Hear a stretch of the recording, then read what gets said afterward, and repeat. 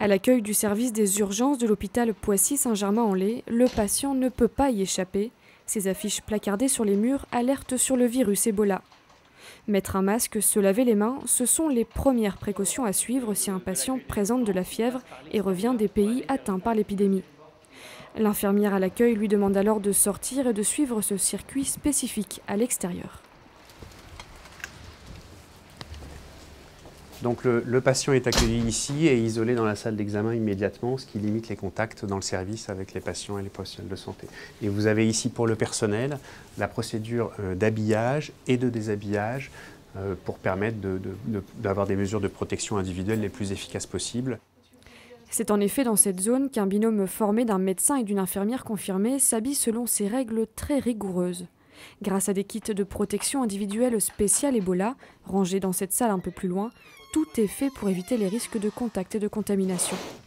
Donc voilà, vous avez une boîte qui est scellée, de façon à s'assurer que tout le matériel est disponible, qu'on appelle kit Ebola, et qui est la caisse qui sert effectivement à la fois à préparer le patient et à préparer le professionnel soignant à rentrer en contact, avec donc dedans ce qu'on appelle le kit de protection individuelle.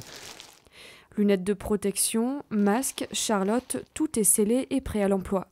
Pour rassurer le personnel de santé et en cas de risque plus fort, cette tenue intégrale encore plus protectrice a même été commandée par l'établissement. Une fois que les professionnels de santé sont parés, ils procèdent à un interrogatoire du cas suspect dans une salle d'examen standard entièrement vidée pour l'occasion.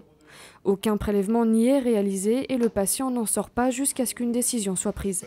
Soit le cas suspect est levé, dans la plupart des cas c'est ce qui arrive, c'est-à-dire qu'en fait on pensait que c'était possible et finalement en lien avec le SAMU, l'INVS et l'ARS, ce cas n'est pas confirmé.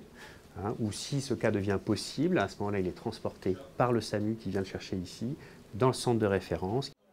L'hôpital Bichat pour les adultes et l'hôpital Necker pour les enfants, tous deux situés à Paris, sont les centres de référence.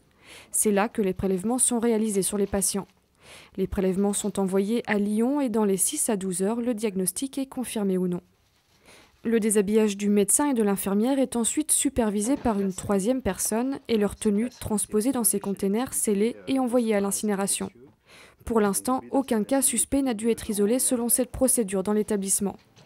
En France, selon le ministère de la Santé, moins de 500 signalements pour Ebola ont été répertoriés depuis juin. 18 cas ont été classés comme possibles, mais aucun d'entre eux ne s'est révélé positif jusqu'à présent.